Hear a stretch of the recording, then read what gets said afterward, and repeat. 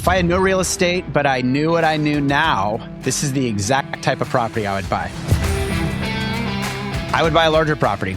I would buy a property that cash flows. I mean, obviously, I'm in love with the mobile home park space because you have low expense ratios, you have stickier tenants. I mean, knowing what I know now, I think a lot of people say I'd go buy a house or I'd buy a duplex. I would go buy a large property, a large enough property that generates outsized cash flow returns because it can support management. It can attract either good, seller financing, good hard money lending, whatever the case is. And we have people in our elite mastermind that have done that. They've started with nothing and they started going down the sort of the zero to something path, which we talk about in our book. Buy a house, buy a plex, get your, dip your toe in the water, figure out what you're doing, get some notoriety, some confidence. But they actually said, after they learned a lot, they were in our elite mastermind day, week in and week out. They're like, nope, we're done. We're not looking for plexes. We're going to go buy our first mobile home park. It took them 18 months, but they finally did it. And it was actually a very successful acquisition. So I would have to say a larger commercial asset where I can have predictable cash flow and predictable upside in my equity. From there, I can scale. I'd probably buy a $10 million, no money down, triple net commercial property that cash flows $200,000 a year, and the best time. The next one. No, look,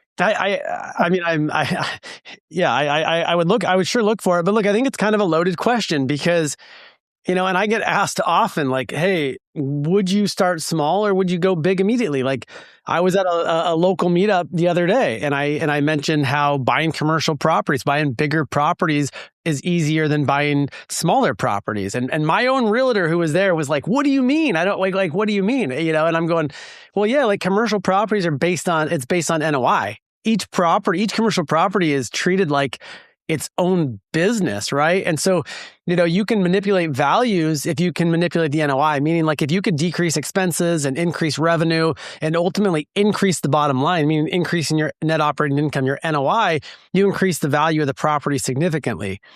But like when I actually think about it, it's easy in our position, right? Like I've been investing for 20 years. So it's easy to go, yeah, if I knew then what I knew now, I would buy the biggest property possible that cash flows the most. But when I really go back, I didn't have the knowledge. I didn't have the relationships. I didn't have the experience.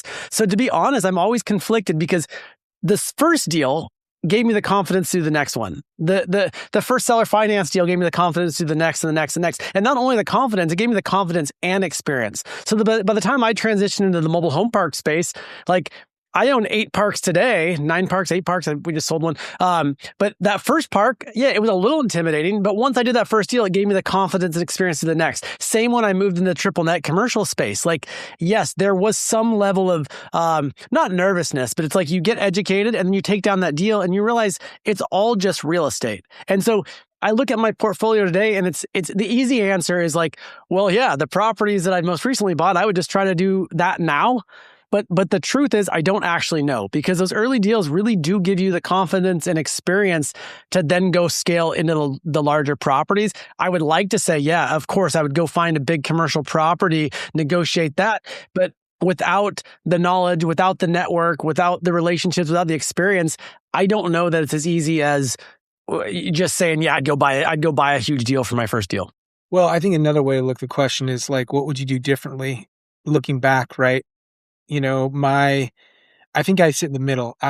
Yes, I think bigger properties are easier. You can afford management, you can get leverage, but like the smaller properties gave me so much experience, so much confidence, like you just said, Gabe. So for me, I think the thing I would change is like, I just wouldn't stay in the smaller properties as long.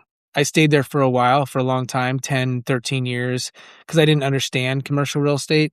So like, yeah, I'd probably like go get started, single family, duplex, fourplex, something like that, but only do a couple of those and do that to build my foundation, to understand, the purchase and sales contract, understand lending, insurance, understand management, understand like labor and materials, like go put in a couple floors and go fix a couple I think that's fine.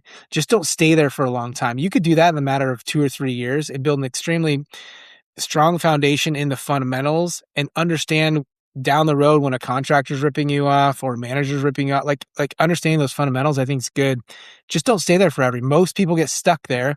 They get comfortable there and then they buy 3 or 4 properties and it's a full-time job. So I would say that's where you need to scale out of. But to build a foundation with smaller properties, I think is totally valid. Hey guys, if you like what you're hearing on the 0 to 100 podcast, come join the 0 to 100 Elite Mastermind. We have a very simple goal for you. That's replace your day job, make $120,000 a year plus in cash flow, real estate, and become a millionaire. That's it. If you like that, if that's you, click the link below and we'll see you on the 0 to 100 Elite Mastermind.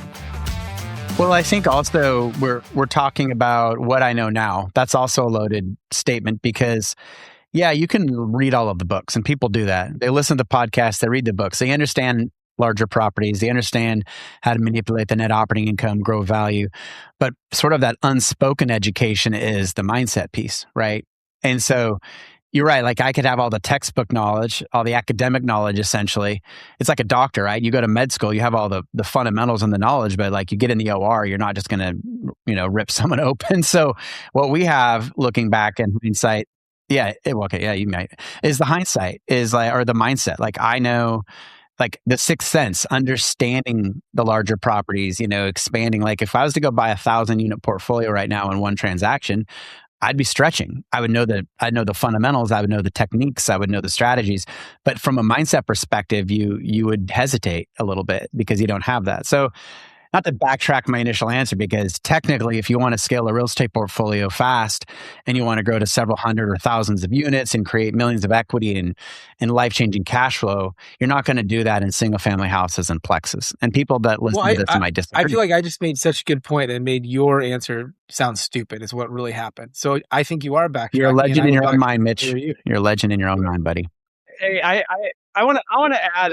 The listeners think I'm a legend, but that's okay. That's what they say, not my words. I want to add to both of your points, and even kind of go back to what I originally said. I mean, I think back to my journey in real estate, and when I had the most growth is when I got around other investors that were not just playing business big, but playing life big. They were scaling large portfolios to have meaningful cash flow so they could live the life they want. Travis mentioned earlier, we have members in our 0 to 100 Elite Mastermind that are taking down large commercial properties for their first deal. And the reason that they have the confidence to do that, because they're actually around people that already have the experience and who have done it. So when I think back and I say, oh, well, geez, these smaller deals gave me, so I'm kind of backtracking too now. Those smaller deals gave me the confidence and experience to go do bigger deals. Well, when I actually joined my first mastermind and I got in a community of other real estate investors that were farther along their journey and were taking down bigger deals, it also gave me the confidence and I could piggyback off of their experience because I now had people in my corner who had already been a little farther down that path that I could ask questions to. So I could compress a lot of time frames by being around people that were, buying these large commercial assets or buying these multi-unit properties. Just like it was just like another day. And so I do think that's where a lot of the value is. I mean, Travis mentions, some of our elite members, they're taking down these large deals for their first, second, third deals, but they're around people that have already done it. They're around people that are doing it. So they don't have to bang their head on a wall for 10 years trying to figure it out themselves. They're around other people that are in their corner that's helping them. And that's where I've had my growth. And the most growth, it wasn't because I was partnering with everybody that I was in I actually didn't partner with anyone I was in these masterminds with, but I was around other people and my network expanded and my network expanded and it opened my mind. And so it was part mindset. It was part being around people that were actually doing the thing that helped me expand my mind, but also helped me expand my action to feel comfortable to go take down big deals because we're not making up anything new. The shit we're doing, the stuff that our members are doing, like people have done this in real estate for hundreds of years, if not thousands of years. And so it's not like we're making up something new. We're just doing the thing that has helped a lot of people build a lot of wealth. And that's by buying cash flow real estate on fundamentals. Well, when you surround yourself with people that are if you immerse yourself around people that are operating at a high level, maybe you're not going to immediately operate at that level, but it's going to level you up. It is the ultimate mindset hack. And that's what I was saying. If I was just on my own reading books and listening to podcasts, that's a way different story than if I was on my own, or if I wasn't on my own, I was around other people doing big things while I was also getting educated. I think that's the magic sauce. And I think then, like the people in our mastermind, they were like, I see no reason why I have to buy a duplex. I just saw Mitch and Travis take this asset down. I saw someone else in the mastermind do this. I understand the math. I understand the financing. I understand how to find the deal. I understand the economic impacts to my life after that. So I'm not going to waste my time with that. And they did well. And they also like had a board of directors. Every week they're bringing a deal and people are sort of helping them see the blind spots on the deal, maybe spotting different opportunities. And that's the power of a mastermind. It's not just learning the techniques, because anybody can go to the library or search online or, buy books and figure that crap out. It's getting around people that are operating at a high level.